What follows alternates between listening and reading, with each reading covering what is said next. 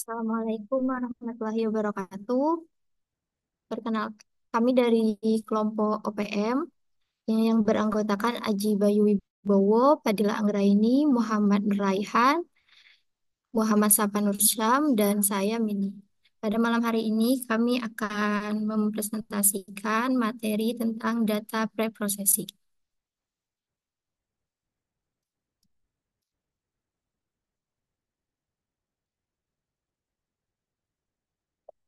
Jadi, data processing adalah tahap awal untuk kita melakukan analisis data.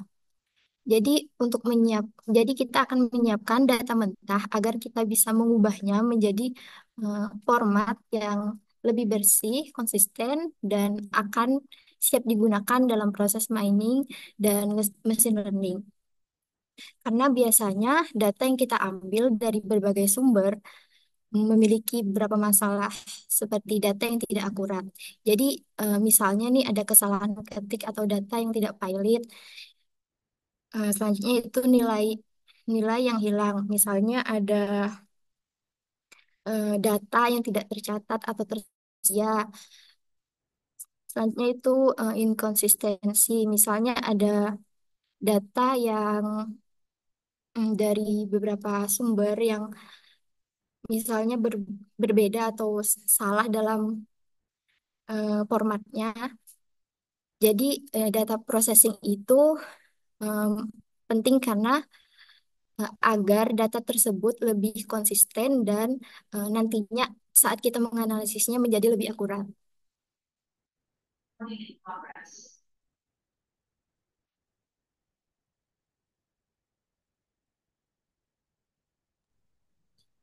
Lanjut, kita masuk ke bagian pentingnya data preprocessing dalam data mining dan machine learning. Yang pertama di sini ada peningkatan kualitas data. Data preprocessing membantu meningkatkan kualitas data dengan menghapus atau memperbaiki data yang kotor, tidak konsisten, atau tidak lengkap. Hal ini penting karena data berkualitas rendah dapat menghasilkan model yang tidak akurat. Contohnya, dalam dataset penjualan kolom harga, mungkin memiliki beberapa nilai kosong atau salah input, misalnya harga negatif.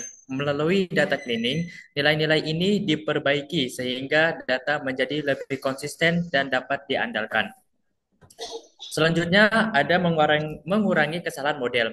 Dengan membersihkan data dari noise atau anomali, preprocessing mengurangi kemungkinan kesalahan pada model yang dihasilkan, sehingga model dapat bekerja lebih akurat. Contohnya, dalam prediksi core pelanggan, data yang mengandung outlier seperti transaksi yang tiba-tiba sangat tinggi atau rendah dihilangkan atau diperbaiki agar model tidak salah memahami perilaku pelanggan. Lalu, mempercepat proses pelatihan. Data yang sudah diproses memungkinkan model belajar lebih cepat karena data sudah dalam format yang optimal, tanpa noise atau redundansi yang tidak diperlukan. Contohnya, dalam sistem rekomendasi film, menghapus data duplikat atau data yang kurang relevan akan mempercepat proses pelatihan model, sehingga rekomendasi dapat dihasilkan lebih cepat. Selanjutnya, mendukung generalisasi. Data preprocessing dapat membantu model untuk generalisasi dengan lebih baik, sehingga model tidak hanya cocok untuk data latihan, tetapi juga dapat bekerja dengan baik pada data baru. Contohnya ialah dalam model klasifikasi email spam, dengan menghapus bias pada data dan memastikan data seimbang antara email spam dan non-spam. Model dapat lebih baik menggeneralisasi dan mendeteksi spam pada data baru. Yang terakhir ialah mengatasi bias pada data, menghilangkan bias yang tidak diinginkan dari data, sehingga data yang terlalu fokus pada satu kelompok atau tidak seimbang dapat menghasilkan model yang lebih adil dan akurat. Contohnya ialah pada analisis kredit. Jika data pelatihan terlalu banyak didominasi oleh nasabah dari satu kelompok usia, hasil analisis akan cenderung bias dengan pre-processing. Distribusi data dapat diseimbangkan untuk semua kelompok usia, menghasilkan model yang lebih adil.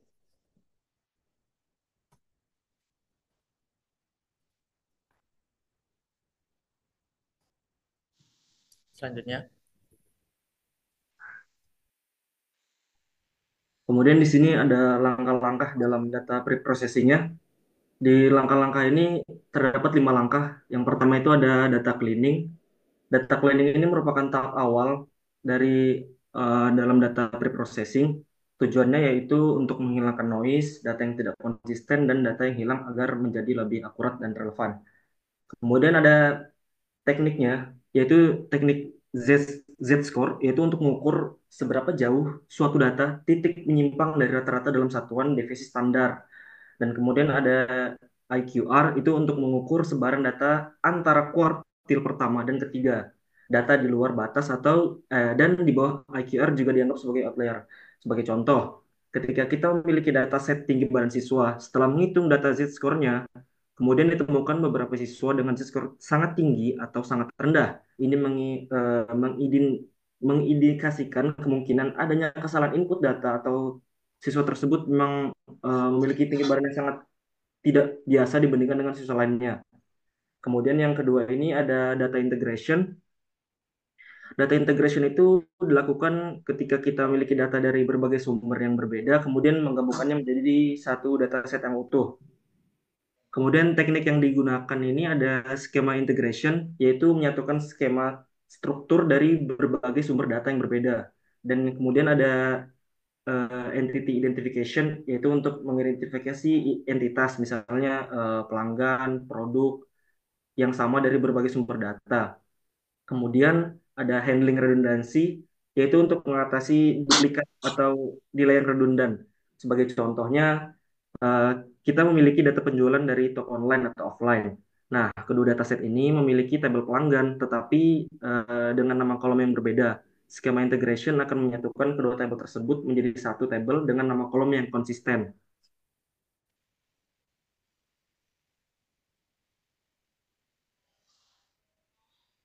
Kemudian ada data transformation. Data transformation ini bertujuan untuk mengubah data ke dalam bentuk yang lebih sesuai untuk analisis. eh, Teknik untuk data ini itu ada normalisasi, itu untuk mengubah rentang nilai data menjadi antara 0 dan 1, kemudian standarisasi itu untuk mengubah data menjadi distribusi normal dengan rata-rata 0. Teknik yang digunakan dalam kategori ini yaitu one hot encoding, yaitu untuk mengubah data kategori menjadi vektor biner.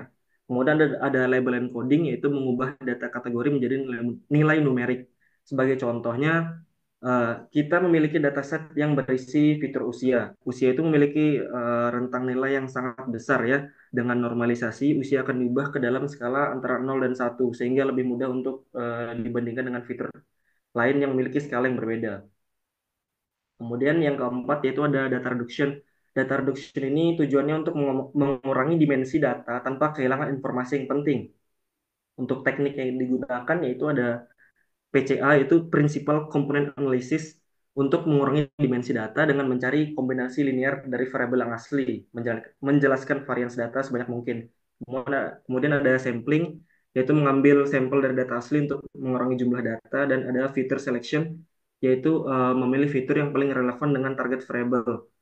Contohnya adalah dataset dengan ratusan fitur. Dengan PCA ini, kita dapat mengurangi jumlah fitur menjadi hanya beberapa fitur utama yang menjelaskan sebagian besar varians data. Yang terakhir ada data discretization, yaitu fungsi untuk mengubah data kontinu menjadi data kategorikal. Untuk teknik yang digunakan yaitu ada binning. Binning itu membagi data kontinu menjadi beberapa interval, dan ada clustering juga, itu untuk mengelompokkan data kontinu menjadi beberapa kelompok berdasarkan kemiripan atau kesamaan. Sebagai contohnya, dataset dengan fitur suhu yang memiliki nilai kontinu. Nah, dengan binding ini kita dapat membagi suhu menjadi beberapa kategori seperti dingin, sedang, dan panas. Bisa dilanjut? Selanjutnya kasusnya ke sistem rekomendasi di e-commerce. Biasanya di e-commerce itu data yang digunakan untuk memberikan rekomendasi pada pelanggan itu sering bermasalah karena eh,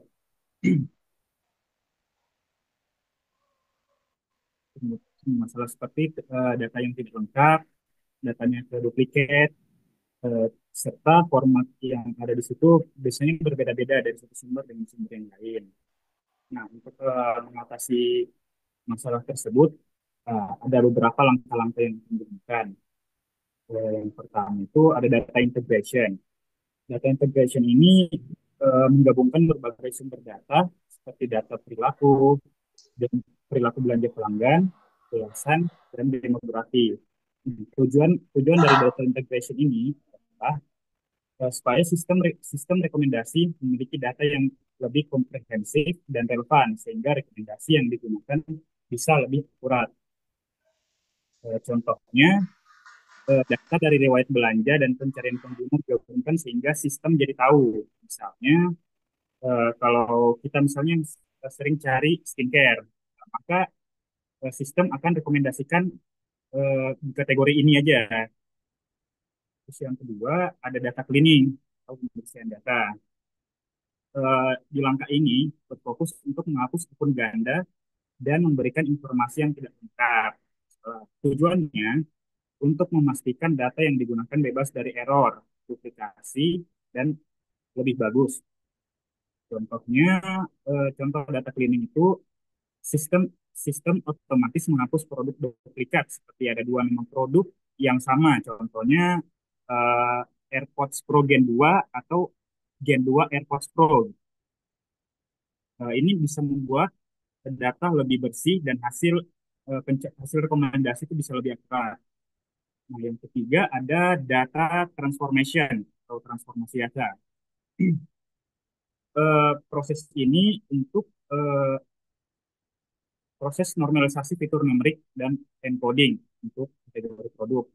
Tujuannya agar data lebih konsisten dan siap diolah oleh algoritma, terutama dalam kasus data yang berasal dari sumber yang berbeda-beda dengan format yang tidak sesuai.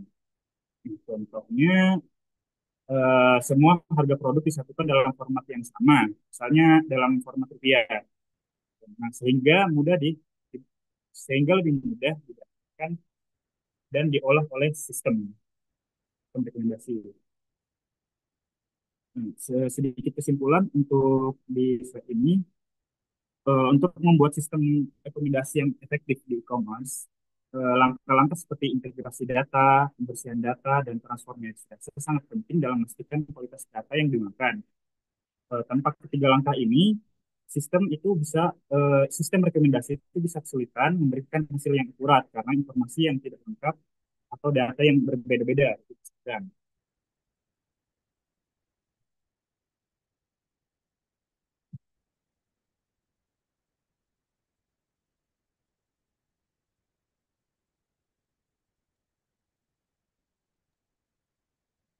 Oke. Ah, Bu, maaf ini mau dilanjut atau dijeda dulu Bu karena azan. Ya lanjut ya Mbak. Baik. Selanjutnya kami punya hasil analisis dari prediksi penjualan kendaraan menggunakan metode regresi linear. Studi kasus kali ini pada industri otomotif di Indonesia yaitu penjualan mobil Toyota pada Universitas Buana Perjuangan Karawang. Eh, Dari jurnal ini terdapat data penjualan mobil Toyota pada tahun 2018 sampai 2023 yang dimana prediksi penjualan yang akurat untuk perencanaan bisnis yang lebih efektif dan prediksi penjualan yang sangat penting untuk perencanaan bisnis yang lebih efektif. Oke, boleh dilanjut slide-nya.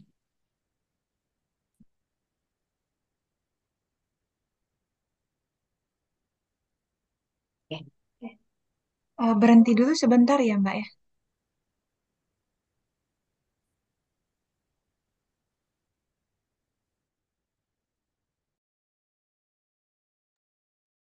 baik Bu.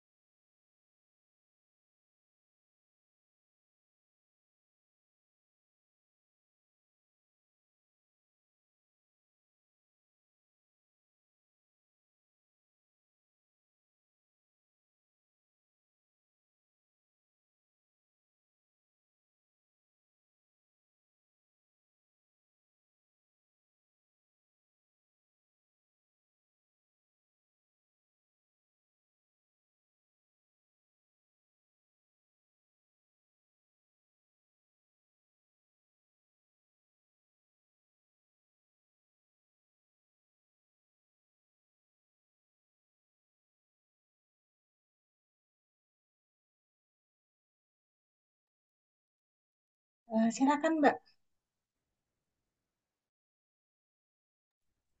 Oke, baik, Bu. Maaf, itu slide-nya bisa dimundur satu.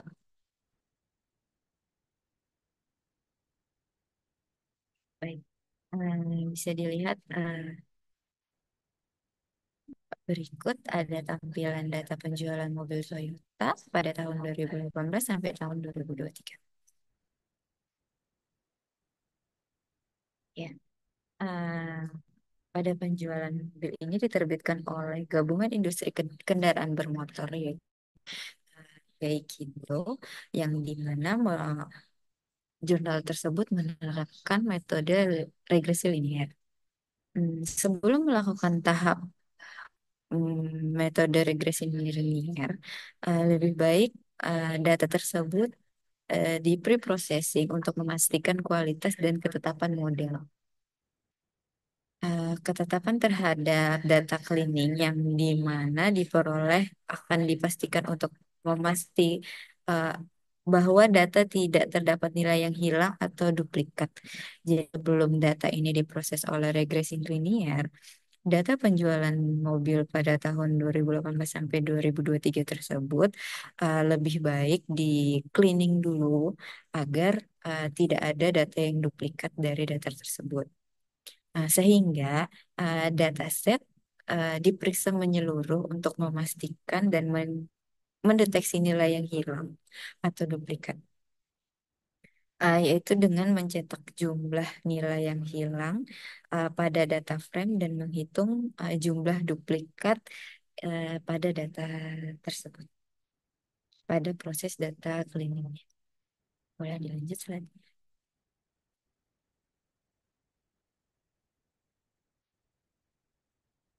Selanjutnya ada penelitian yang dilakukan oleh Universitas Buana Perjuangan Karawang ini menggunakan beberapa tahap. Yang pertama adalah uh, tahap pengumpulan data, yang kedua pre-processing data, penerapan algoritma dari metode regresi liniernya tersebut, sehingga evaluasi menggunakan mean absolute error atau MIA dan mean square error, yang dimana juga terdapat model yang merupakan rata-rata presentasi kesalahan absolut.